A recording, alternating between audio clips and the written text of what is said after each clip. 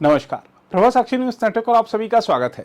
केंद्र सरकार इलाहाबाद उच्च न्यायालय के न्यायाधीश यशवंत वर्मा के खिलाफ संसद में महाभियोग प्रस्ताव लाने के विकल्प पर विचार कर रही है।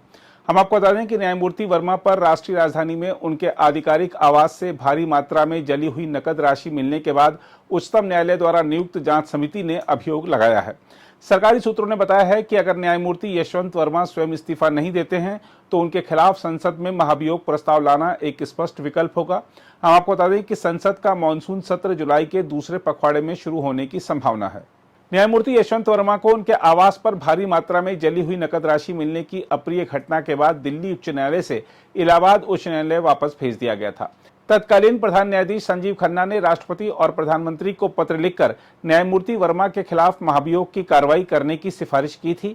हम आपको बता दें कि उच्चतम न्यायालय द्वारा गठित आंतरिक जांच समिति ने न्यायमूर्ति वर्मा पर अभियोग लगाया था, जिसके बाद न्यायमूर्ति संजीव खन्ना ने राष्ट्रपति और प्रधानमंत्री को यह पत्र भेजा। हालांकि इसके निष्कर्षों को सार्वजनिक नहीं किया गया है। सूत्रों ने बताया है कि पूर्व प्रधान न्यायाधीश संजीव खन्ना ने न्यायमूर्ति यशवंत वर्मा को इस्तीफा देने के लिए कहा था, लेकिन उन्होंने इनकार कर दिया था।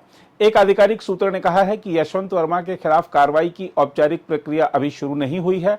हम आपको बता दें कि यशवंत वर्मा ने खुद को निर्दोष बताया है और अपने आउट हाउस में आग लगने के बाद मिली नकदी से किसी भी तरह के संबंध का इनकार किया है। सरकारी सूत्रों ने कहा है कि यशवंत वर्मा के खिलाफ कार्रवाई करने से पहले सरकार विपक्षी दलों को विश्वास मिलेगी। हम आपको बता दें कि इस घटना के बाद न्यायमूर्ति यशवंत वर्मा को विभिन्न राजनीतिक दलों की आलोचना का सामना करना पड़ा है।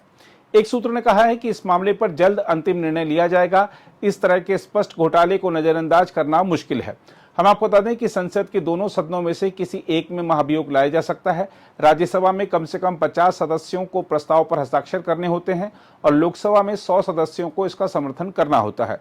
प्रस्ताव 2/3 मतों से पारित होने पर लोकसभा अध्यक्ष या राज्यसभा के सभापति जांच समिति में उच्चतम न्यायालय के एक मौजूदा न्यायाधीश और एक उच्च न्यायालय के मुख्य न्यायाधीश को नामित करने के लिए प्रधान न्यायाधीश को पत्र लिखते हैं। सरकार प्रस्ताव में उल्लिखित आरोपों की जांच करने वाली समिति में अपनी ओर से एक प्रतिष्ठित न्यायविद को नामित करती है। सूत्रों ने कहा कि सरकार चाहती है कि प्रस्ताव को सभी दलों का समर्थन मिले। सरकार प्रस्ताव के मसौदे पर सभी दलों से परामर्श करेगी, जिसमें 3 सदस्यीय समिति के निष्कर्ष शामिल होंगे। इस समिति ने न्यायाधीश के आवास से आधी जली हुई नकदी की गड्डियां मिलने की जांच की थी।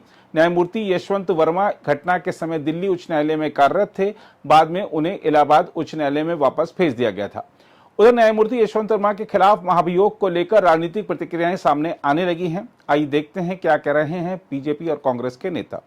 ये पहले केसेस से थोड़ा सा हटके हुआ है। इसमें तो पहले ही, इससे पहले के पार्लियामेंट में आए, वहां को मोशन प्रेजेंट हो, उससे पहले ही सुप्रीम कोर्ट ने एक हिदायत दी कि एक इन हाउस इंक्वायरी कमेटी बैठी। इन हाउस इंक्वायरी कमेटी में 2 चीफ जस्टिस थे हाई कोर्ट्स के, अपने यहाँ के चीफ जस्टिस भी थे, हिमाचल वाले शालू जी, वो पटवालिया जी भी थे, एक और जज थे कर्नाटक हाई कोर्ट के शायद।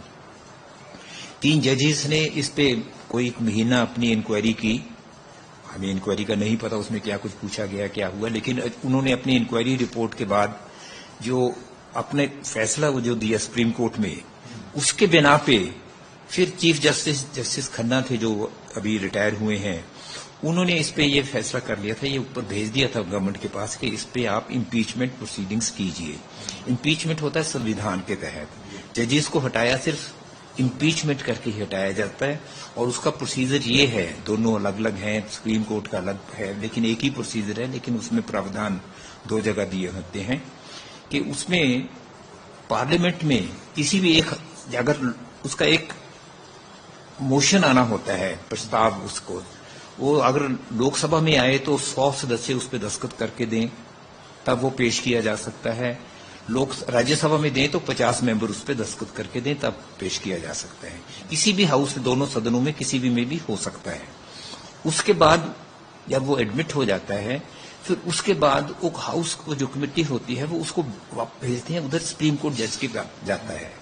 वहां फिर एक, अब ये आम प्रोसीजर है, यहां सुप्रीम कोर्ट ने पहले भी कर रखा है, लेकिन मुझे अब नहीं पता भी कैसे होगा, लेकिन उस रूल के हिसाब से तो फिर ये है कि मान लीजिए आज गवर्नमेंट ने कह दिया कि हम इसको पेश करेंगे, वो लोकसभा में या राज्यसभा में किसी भी संसद में पेश कर सकते हैं, 100 मेंबर्स लोकसभा में पेश करेंगे, वो हाउस में आ जाएगा। उसके बाद जो स्पीकर साहब हैं हाउस के, वो इसको प्रावधान के हिसाब से फिर भेजेंगे और वहां सुप्रीम कोर्ट के चीफ जस्टिस फिर इस पे एक कमेटी बनाएंगे। वो कमेटी में चीफ जस्टिस खुद होते हैं, जब उनके कोई और जज ऑफ द सुप्रीम कोर्ट होते हैं, एक और चीफ जस्टिस होते हैं कहीं से, और एक कोई जो एमिनेंट ज्यूरिस्ट होते हैं, कोई बहुत माने जाने कोई हमारे कानूनदान, वो इसमें हों। ये 3 लोगों की एक कमेटी बनती है और वो उसमें ऐसा आप आपस में जो करते हैं, कोई ऐसा ही नहीं कि बातचीत करके छोड़ दिया। जैसे ट्रायल कोर्ट होता है कि जहरीले केस की होता है ना, हमारे नीचे कोर्ट्स में ट्रायल कोर्ट में होता है, ऐसे वहां केस चलता है। जिस जज साहिबान के खिलाफ कोई बात होती है उनको मौका मिलता है, वो अपनी गवाही पेश कर सकते हैं, अपने गवाह और पेश कर सकते हैं, अपनी दलील दे सकते हैं। और सब चीजों के बाद वो जो अपना फैसला करते हैं, वो फैसला में अगर वो कह दें कि इसमें कुछ नहीं, फिर तो वही मसला खत्म हो जाता है। ये मामला बहुत गंभीर है।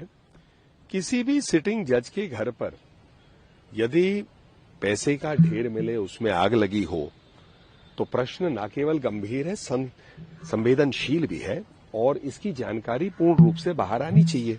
ये तो अपेक्षा जो है समाज में रहेगी कि पूरा सत्य बाहर निकलना चाहिए। इसी के लिए उस समय के हमारे मुख्य न्यायाधीश chief justice of India Sanjiv Khanna ji ने एक समिति का गठन किया। उस समिति का कार्य था कि सबसे जानकारी लीजिए और क्या तथ्य आपके सामने है उसको न्यायपालिका के सामने रखे ताकि सरकार तक ये रिपोर्ट जाए। अब भ्रष्टाचार के मामले पे चाहे हम बात करें विधान पालिका, कार्यपालिका या हम न्यायपालिका की बात करें या मीडिया जो चौथा स्तंभ है लोकतंत्र में, सबकी इच्छा है क्योंकि समाज में भ्रष्टाचार की बू कहीं से भी है, कार्रवाई होनी चाहिए। तो अब 2 चीजें हैं। मुझे लगता है कि सारे जो अलग अलग स्तंभ है, चाहे सरकार हो, मोदी जी की सरकार है केंद्र में, चाहे यहां पर कोर्ट हो, चीफ जस्टिस साहब हो, गवाही साहब है, या जो भी पूरा टोटल न्याय प्रोसेस है, या मीडिया हो, जनता के हित में क्या अगले कदम होने चाहिए उस पर एक चर्चा बनेगी। 2 ही चीजें हो सकती हैं कि अनुच्छेद 124 के तहत क्या उस जज साहब के खिलाफ प्रोसेस शुरू होना चाहिए ताकि उन्हें पद से हटाया जाए। अब क्या वो आएगा, कब आएगा, ये तो विधान पालिका और उसके संसदीय कार्यशैली के अंदर में आएगा। दूसरी तरफ क्या एफआईआर होना चाहिए, नहीं होना चाहिए, क्योंकि इसमें क्रिमिनलिटी का भी एक प्रश्न उठता है। तो मुझे लगता है कि जब सभी भ्रष्टाचार के खिलाफ लड़ाई लड़ रहे हैं तो कहीं ना कहीं इसकी जानकारी जल्द आनी चाहिए। क्या कदम होंगे वो उचित जो कार्रवाई कर रहे हैं वो आपको जरूर जानकारी देंगे। क्या रिमूवल का प्रोसेस कब तक शुरू हो सकता है या अगले सत्र में होना चाहिए इस पर? मीडिया के माध्यम से जो जानकारी मिल रही है और कई चैनलों ने उस रिपोर्ट को भी सामने रखा है, उससे ऐसा लग रहा है कि ये गंभीर चर्चा बन रही है और हो सकता है कि अनुच्छेद 124 का प्रयोग करके 50 ऐसे सांसद जो है उस प्रोसेस को शुरू कर सकते हैं। लेकिन कब होगा, तो मुझे लगता है जो भी 50 सांसद होंगे या क्या वो कार्रवाई होगी वो संसदीय क्षेत्र में वहीं से जानकारी मिल सकती है।